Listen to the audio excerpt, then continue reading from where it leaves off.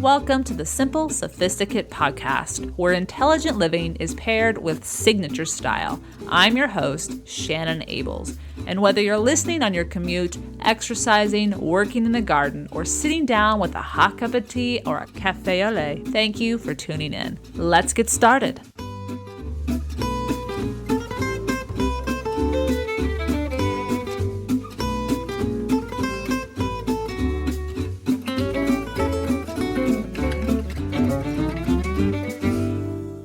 Welcome to the 259th episode of the Simple Sophisticate, and welcome to the 6th season of the Simple Sophisticate. I cannot believe it, but yes, we are starting our 6th season, our 6th year, as I call the seasons, because they are years. Each of them start in September. So thank you for tuning in, and we're going to have a great new season. Today, as it is the 2nd of September, the new fall collections are in the stores, and we're navigating our wardrobe as we step into this new fall season, figuring out what gaps we want to fill, what we want to replace, what we want to add. Today's guest is going to talk all about what items or trends to invest in this season. I'm happy to welcome back Tiffani Rogers, who is a New York City stylist, to the program. Before I get into that, I just want to let you know that yesterday, the annual Simply Luxurious Life Fall Shopping Guide was released on the blog. So if you haven't stopped by, be sure you do that. I'll break down all the investment trends I recommend shopping for, as well as shop them for you. You can directly shop from that blog post at various price points and perhaps find some items that are exactly what you're looking for. But back to our guest for today. She has been on this show a handful of times, and each time I learned something new about what's going on in the city, as well as what trends I want to start looking for. And she is going to share with you 3 of her trends that she feels are worth taking some time to look at and that are worth investing in. These are definitely not trends that are going to be gone next season. These are trends that will be here for the long haul, or that are just upgrades on classic pieces.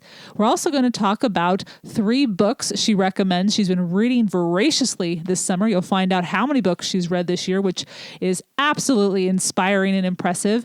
And the 3 books that she recommends we read, 1 is fiction and 2 are nonfiction. We're also going to talk about her New York City shopping guide. So if you are living in New York City or visiting New York City, or want to know where to go when you do go for the first time or return, she has a special guide that is recently updated and will let you know where to go, as well as in her guide, you're going to find her 10 favorite places to visit. So let's get into this conversation. I'm excited to welcome back someone who we have had here on the podcast more than a few times, and I'm excited. Tiffani Rogers, a personal stylist from New York City, is joining me to talk about the fall fashions that we are going to see and how to navigate them, as well as a few other things to help you with your travels to New York City, should you be so lucky to shop in the city. Welcome back, Tiffani. Hi, happy to be back. Well, I just want to dive right in, because we are sitting, when you and I are talking right now, it's the end of August. September is just around the corner. That means the fall styles are hitting the stores right now. What are you seeing and loving? What is it that's catching your eye and you're like, okay, I got to tell people about this, or I'm putting this into clients' wardrobes? What is on the forefront of your mind? So the first trend I'm seeing and loving for fall 2019 is a romantic, billowy way of dressing for women. The romantic dresses, the billowy blouses, a lot of dark florals, lace in neutral colors. That I'm loving. And, if it's fits your personal style. I know not everyone loves a dress or floral prints, but I'm seeing a lot of dark floral, which is like moody and almost mysterious. And I'm not typically a floral person, but I'm drawn to some of the styles because they're not too in your face. They're very gentle, but like you said, there's some darker options, which are kind of fun too. Right. Almost like a more sophisticated way of wearing floral, not so cookie cutter that we see, in the springtime. So yeah, it's so funny because you're seeing it everywhere. I actually just ran into Target to get something, and I was like, oh, even Target's on trend. They had out so a lot of different price points. That's nice. Yeah. It was funny. Literally, all I saw was like dark floral dresses at their in the front. So I was like, wow, okay, everybody's doing it. Oh, well, I have to say, it's caught my eye. I think I was looking actually at a resort collection from Danielle, is it Fishera? And she had a few dark items, but they had some floral or more romantic prints in them. And I was like, oh my gosh, I really like this. So yeah, I was surprised, but I was pleasantly surprised with that. Okay, what's number two? Yes. Two, a lot of metallics and sequins. So almost like this, you remember Dynasty area. It's almost, whereas some designers are going so neutral and bland, where some are just like, you know what, at this time in life, we need to just have a little fun. Like a lot, I'm sure you've seen everyone wear the long sleeve turtleneck metallic sequin shirt that like a lot of celebrities have been wearing, a lot of like reality stars. I believe it's Tom Ford. He had like a pink sequence, long sleeve dress, mock turtleneck type thing. I do remember that dress. His collection definitely caught my eye. Always does, but yeah, I do remember that now. All right, now what's number three? Number three, and I think this is one, we always say, which one should we actually invest in for the long term? And I would say the long statement coat, which we're seeing in plaids, gingham, and houndstooth. I don't know if you've noticed that. If you look, that's been out a lot. Veronica Beard makes a great Mage, Mage,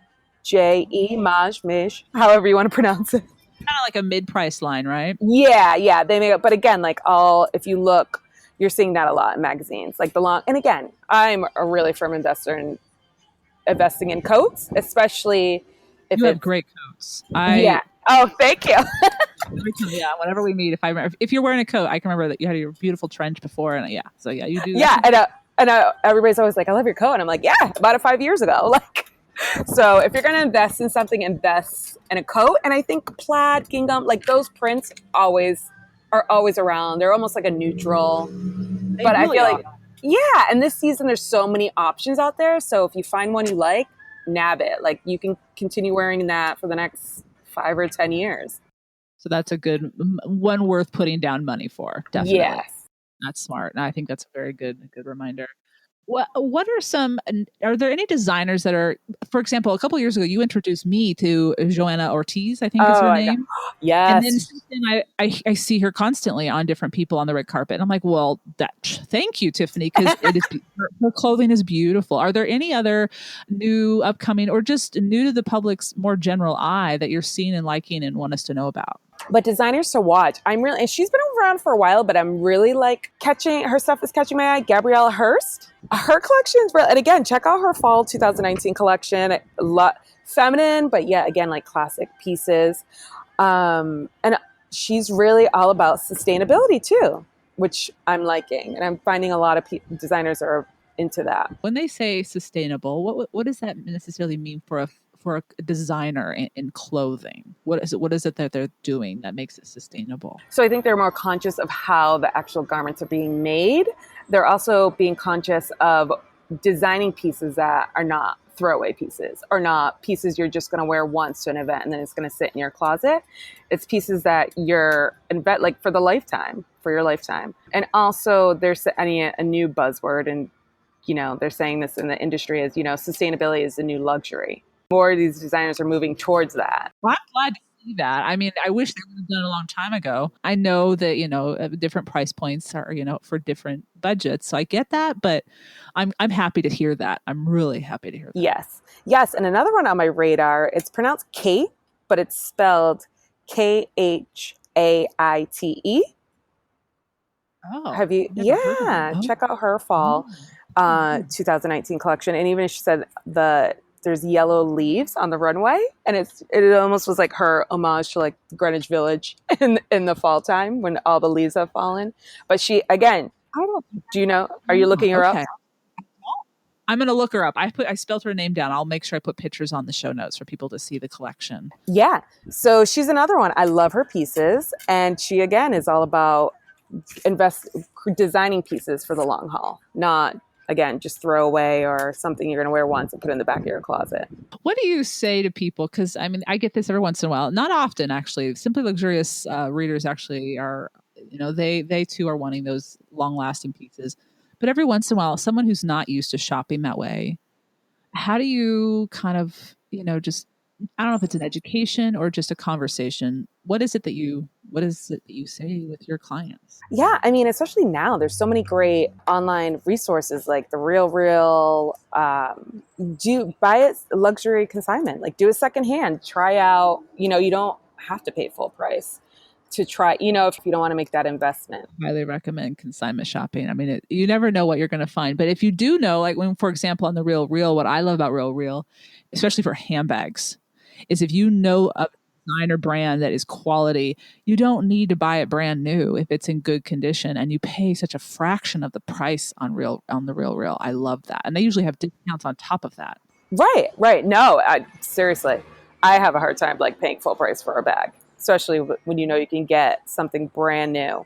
Yeah, exactly. Because people do take either really good care of it or they just have purchased it and never really used it at all. That's what's nice about it. When you're working with clients, what can you maybe walk through? Because I know you are an in-person stylist. You also can work with them online, but you're typically an in-person stylist. What is a typical, customer relationship with you from start to end? What's it like if someone were to hire you? It's definitely a relate. So I always start with a consultation. It's definitely, we meet, discuss whether over the phone, in person, getting to know that person, their lifestyle, because I feel like that's key. It's like people can have an idea of what they want to look like, but when it comes down to what does their everyday look like, or what is, even their special occasions in their life, what does that really look like, and how you can be smart about tailoring your wardrobe to that from start to finish. I'm there to guide you. So how many days does it typically, because if they, so say if someone came to you this August and they want a fall update on their wardrobe, how long does that take? I'm just always curious about time and planning. So if someone's trying to maybe plan ahead to schedule you or work with you. Yeah, it depends. Like I just actually finished up with a bridal client and we started last July. We finished up in April. Yeah. So, but again, she was a super, super planner. Like she wanted, for her own peace of mind. So it depends. And again, it would depend on how many pieces they would need for the fall. It could be a month. It could be, if we're doing like a rehaul, it could be several months. Yeah. It just depends on the client. That makes sense. That makes sense. And that's the other thing we haven't talked too much about on our with our conversations, but you do go to all of the bridal. I mean, you're aware and go to bridal shows there in New York City every season. You are a consultant for brides. That's one that's quite frequent in your schedule, if I'm not mistaken, right? Yes, and that is a whole entity of itself. The bridal and just the different options that are out there for brides. It's interesting and what brides are requesting. What and we can talk about that quickly. What are some of the trends in bridal wear? Because I mean, even though people may not be buying a bridal dress, I have to say it's kind of interesting because it shifts not frequently, but it shifts. What are some things that are changing? So last bridal market, I saw a lot. I think people don't want to be cookie cutter, right? So we had jumpsuits, we had gowns with pockets, we had colored gowns, like gorgeous. I think it's on my Instagram, like this gorgeous blue gown. Then you have, your bohemian brides and the form-fitting dresses, a lot of revealing dresses. I'm sure you see like a lot of like lace with the the new, and yeah, brides are wearing them. But it's available more now. It sounds like that kind of option. Yes. Oh yeah, totally. And I'm seeing it more and more on actual brides. So I'm like, wow, okay. Oh, that's wonderful. And that's the lovely part about it is that they really can customize it to their taste, their style, their person, which is because, I mean, and they should be able to. It's their special day. And there's a lot of, I think what's great is there are a lot of options. Are there a lot of price differentiations for the customization? Or, I have been a long time since I've shopped in the bridal market and that didn't work out. So, but is there a lot of different price points when you get into that really specialized dress, or how does that? There is. Still, wow. Yes, that's awesome. There is. I want to say there's a lot of high end, of course. But there are options out there when it comes to customizing. Because even my client, she didn't wear a traditional gown. She wanted we did a customized jacket. Her shirt was customized. Her pants were customized. So, and both were like she really invested in the jacket and it was worth every penny. But the pants were a lower price point. So it's interesting. There are a lot of options out there. That's cool. Thank you for sharing that. I honestly learned a lot. Now, coming up in the rest of our conversation, Tiffani is going to talk about a few of the new places she has added to her Shop NYC guide, as well as share her top 10 places she recommends and enjoys visiting on her own. That also means we still have a petit plaisir to get to, and we're going to talk about books. 3 titles. Stay tuned. Lafleur designs thoughtful clothing designed to make your life easier. Their collection features machine washable fabrics, adjustable hems, deep pockets, and suits that are designed to be packable, which means frequent flyers can rejoice. Lafleur was founded by a former management consultant and the former head designer from Zach Posen. The collection marries function with form, with garments that are designed with versatility in mind so that you can get the most out of each piece. The company's expert stylists help you create your ideal work wardrobe, whether that means putting together a capsule of pieces to wear every day, a packing list for an upcoming business trip, or showing new ways to wear pieces you already own. Now, as I step into this fall season, I'm going to be enjoying one of their black and white shirt dresses. It is simple, it is comfortable, and it is classic, perfect for those September days. Now, as a Simple Sophisticate listener, you have the opportunity to enjoy $25 toward your first purchase with the promo code SIMPLE.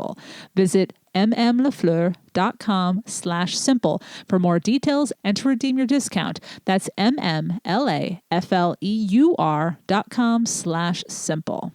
BetterHelp is online counseling that is there for you. Connect with your professional counselor in a safe and private online environment. And now you can connect on your own time at your own pace. You can schedule secure video or phone sessions, plus chat and text with your therapist. BetterHelp makes available licensed professional counselors who are specialized in a variety of areas: self-esteem, grief, LGBTQ matters, family conflicts, anger, stress, anxiety, relationships, and so many other areas. Anything you share is confidential, and if you are not happy with your counselor for any reason, you can request a new one at any time. BetterHelp is available worldwide and is available on desktop, mobile web, Android, and iOS apps. With secure, convenient, professional, and affordable service, BetterHelp is truly an affordable option. And as a Simple Sophisticate listener, you have the opportunity to earn 10% off your first month with their discount code SIMPLE. So why not get started today? Go to betterhelp.com/simple. Simply fill out a questionnaire to help them assess your needs and get matched with a counselor you'll love. That's betterhelp.com/simple. Trustandwill.com is estate planning simplified. Gain peace of mind with their protection for your assets and family. In fewer than 10 minutes, you can finish their process starting at $39. They offer guardianships, wills, and trust in all 50 states. In 10 minutes, I was able to make my way through the process. As a Simple Sophisticate listener, you have the opportunity to take off 10% when you go to trustandwill.com/simple or enter the promo code SIMPLE at trustandwill.com. Again, take 10% off your order at trustandwill.com/simple or enter the promo code SIMPLE at trustandwill.com. All right, now let's get to the second half of my conversation with Tiffani. Well, and then you are an expert of shopping in New York City. You have a guide out for shoppers, a digital guide. This is coming up. It's going to be your 3rd edition. Is that right? Yeah, lucky 3, isn't it? Lucky, is that a lucky number? Yes. Well, we're going to make it if it isn't. But yes, I think so. Yes. Well, and I really enjoyed the first one just because, we talked about that and it was detailed, specific. You've been to all these shops, and this is what you call your Shop NYC guide, and it's being updated for the 3rd edition this September. It's being released this September. Can you tell us a little bit about it, and also what are some new additions? Because you just go back and update. So the ones that have been there that are still there and you recommend, they're still there. Yes. But you've updated it.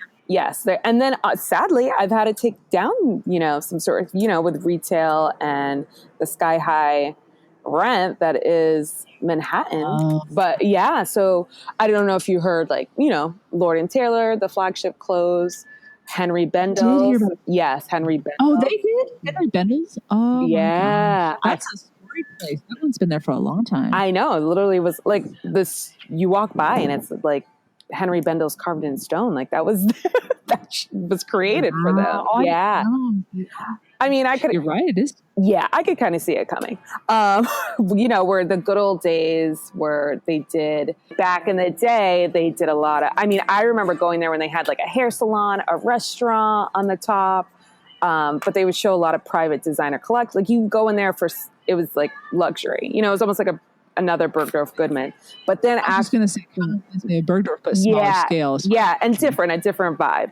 But then when the recession hit, they went to just all accessories. And their accessories weren't even that great. And I was like, okay, so yeah, I could kind of see how it happened. Yes. But in a positive news, like on a positive side, there have been a lot of closures, and I was like, oh my goodness. But then, and I speak about this in the intro to the guide, like, even though some people think retail is dying, there's been so many great additions to the city this past year. Like, so have you heard of The Curator by Christian Siriano? Ooh, no. Tell us more. So next time you... Something out. Okay. Yes. Next time you come to the city, this is where we're going to meet. Okay. Yes. So you can he just opened up, there is like a little cafe in the garden, but it's a townhouse in Midtown East, like in the 50s. And it's just a townhouse, beautifully curated. And it almost reminds me of like the old Henry Bendel's. And it's independent fashion designers. And it's a really intimate, beautiful space where he's selling clothing, jewelry, accessories. So he's really stepping into not just selling his own collections, but as it says in the name, curating options for shoppers of a certain taste. Yeah. Wow. It's beautiful. I like his collections and I appreciate him. So that's that. I did not know about that. Thank you. Okay. So you gave us. Yes. Okay. So that'll be in the guide. What's one mainstay that's still there and you're like, yep, go there. This is definitely a must return. My favorite, Ralph. Oh, Ralph Lauren. The mansion. No. So actually what's funny is and again, smart business move on his part. So again, the mansion is a historical landmark, like a mainstay. But in the downstairs where you walk in, he created, he put it Ralph's Coffee. Because do you remember the Polo store that he opened up for a couple of years on Fifth Avenue? Oh gosh, you know all these details better than I. I know. I know. I didn't actually. I walked by his one shop in Paris, and I poked in and saw the restaurant. It was beautiful. Oh, I didn't eat in it, but I saw it, and he has such great style and taste for things just beyond his clothing, stores. So, but I have not. So, I don't remember specifically. I know the word Ralph Lauren. I know how to shop him, but that's about it. So I went because it was in the first edition. So that was probably 2 years ago, but then I had to take it out last year because that closed. So it was on Fifth Avenue and maybe a block from Tiffani's and whatnot. But again, that whole Fifth Avenue where Bendel's is just, they're going through something right now with the sky high rent. So he had to close it down. But in that store, he had Ralph's Coffee and it was amazing. And then, so he was smart because people love Ralph Coffee. So in the mansion, he opened up on the lower level. He kind of carved out a space for it. Oh, okay. So it's nice because when I'm even on the Upper East Side, it's just like, oh, let me just stop it in. And of course, it's beautifully decorated. He does that very well, doesn't he? Yeah. Yeah. Oh, well, thanks. I didn't realize that. I know that, he's branched out into food and drinks. So I didn't realize there was one as well in New York. So that's interesting. Yes. And the Polo Bar, his restaurant, which I actually was one of my favorites. And I'm putting at the end of this edition's guide, my top 10 favorite spots in the city. And the Polo Bar is one of them. Oh, cool. Okay. I'm excited to see the guide. I need to get back to New York. It's been 4 years? 4 years, because I think I went right before I moved to Bend. But you're long overdue, Shannon. I know. Well, thank you. And how can they access your guide? Where can they find it? Okay, you can find it at shopnycinfo.co. Okay. And I will have all of this on the show notes, everybody. So don't worry. All the links and the different conversation collections and things we talked about will be on the show notes as well. But the last thing that I want you to share with us, and you do this every time, so I know you probably have a bunch of these, hopefully a bunch of these, but I know you do. What is a simple luxury that you enjoy? So a petit plaisir that you enjoy in your everyday that you'd like to share with listeners? Oh, well, very timely for today. I would say reading a book on the beach. That is my simple pleasure. What are some good books you've read this summer? Oh my, what do you want? I can pull up my list on Goodreads. Everybody's like, where are you on social media, Tiffany? I'm like, I'm reading books. That's where I'm spending my time. I've read 32 books so far this year. Oh my gosh, you have been reading a lot. Oh, I want. Oh, there's so many great books out. So I just finished City of Girls by Elizabeth Gilbert. Okay, I want to read that. Oh, great. Loved it. I literally finished it. I was at a coffee shop in New York. Again, my favorite coffee shop. That's on my list of top 10 favorite places. And a woman's... Okay, I love it. Okay. And a woman, I literally was like almost done. She could probably see, a woman sitting next to me was like, I don't even want to bother you because I see you're almost done with this book. She was like, but is it good? And I enjoyed it. You will enjoy it, Shannon. Okay, I will read it. Yeah. I actually haven't put it on my list. I need to get on that because I do follow her on Instagram. I adore Elizabeth Gilbert. And yes, it's a fiction. Yeah, fiction of takes place back in the 1940s, how this girl from upstate New York, she moves, from a well-to-do family, kind of, has been in a little bubble all her life, then moves to New York City in the 1940s and just has this different way of life. So, and then it takes it to present day and she's 80 years old. Oh, I love to do that. Yeah, it's fascinating. Okay. I liked it. And I'm going to ask one more. Yeah. Give us, I always love getting book title recommendations from people that I know, like yourself, read in abundance and have discerning taste. So yeah, please do share. Yeah. So I will that's a fiction. I go back and forth between fiction and nonfiction. Okay. So for every 3 fiction books I read, I throw in a nonfiction. I'm literally looking at my list right now. I really enjoyed, there's a tie for my nonfiction. I really enjoyed Cal Newport's Digital Minimalism. It's almost has, using not only just social media, but like Netflix, email, text messages, just how we're always like so connected and like, do we ever get a break? So I think really that has helped me be conscious of, do I really want to be on social media right now or checking email, or can I be on the beach reading a book? And just the implications that, especially social media, and I'm sure you see it with your students, is having on the future generations. My sister was reading this book and she screenshotted me. I think it's in the first 10 pages, a quote that says, social media today is the new smoking. When smoking was introduced back in the day, how it was cool, it wasn't harmful. He said, guarantee you 10 to 20 years from now, we're going to see the effects that social media has had on people. I'm like, wow. That's so true. That's a good point. I think there's something to it. There's studies that are starting to come out with that. That's a good point. Okay, you said you have a second one. What's your second one? You're going to... Second one, you probably have heard of it and have it, but I enjoyed it too. Atomic Habits by James Clear. I've heard of it. I have not read it yet. So yeah, but I have seen it. Yeah. What did you like about that one? So it's tiny changes, remarkable results. It was just, how we're very much the same person, you and I. We're very goal driven. We have our goals. But we know the bigger picture, but it's just how that really helped me like break things down and not, everyone's always like, okay, what's your 1 year, 2 year, 3 year, 5 year plan? And it's just like, I think it was Tony Robbins said it in his documentary, how everybody overestimates what they can do in a year, but underestimates what they can do in like a month. Or, like the tiny changes you can make. That book really honed it in on like, all right, let's break this down. Okay. Well, I remember seeing that one, and that one did intrigue me. I need to, now that I'm kind of through French week, I need to get my books organized for this fall and the podcast. And that one I think will be on my list because that definitely sounds like something I'd enjoy. So, yes, definitely. I know something about September too, that I'm like, okay, now I want to read all nonfiction. Like, it's like we're going back to school. We got to educate ourselves. Good for you. I need to read more fiction. I read primarily nonfiction, and because I get a big dose of fiction in school. And then I just watched Where'd You Go, Bernadette? Did you ever read that novel? Oh my! I meant to ask you. So I read that book when it first came out, and I remember laughing. Like, I was at the bus stop waiting, and I was reading it, and I guess I must have been smiling or laughing. And a woman came up to me and was like, "Are you enjoying that book or what?" And I go, "I actually am." She goes, "Yeah." She goes, "Yeah, I read it too. I loved it." And that was years ago when it first came out. So it's so funny when I saw the trailer for the movie. I'm like, "Oh my God, this is spot on." It's a good movie. It was really good.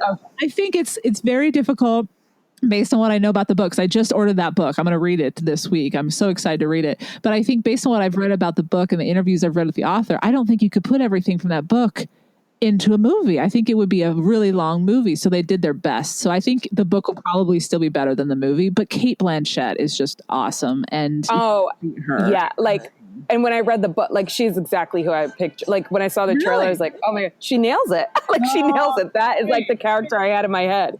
That's exciting. But yes, definitely read the book. And again, that was probably like 2011 I read that book. And I just remember laughing the whole time.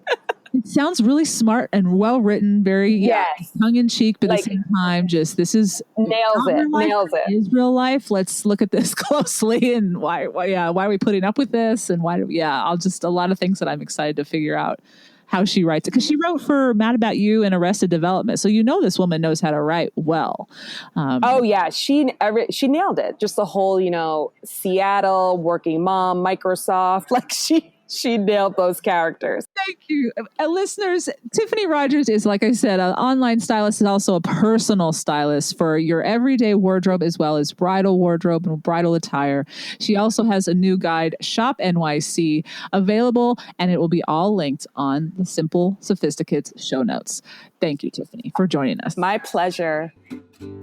For all of the links that we talked about in this conversation, the designers, the trends, the books, and definitely for her Shop NYC guide, those can all be found on the show notes, the simplyluxuriouslife.com/podcast 259. And don't forget, this Saturday, the season premiere of the second season of the Simply Luxurious Kitchen, the cooking show, will kick off. I do hope you'll tune in if you're looking for some French inspiration as well as everyday meal inspiration. I had fun this year and I look forward to bringing it to you. Wishing you a wonderful first week of September as we step into a new month.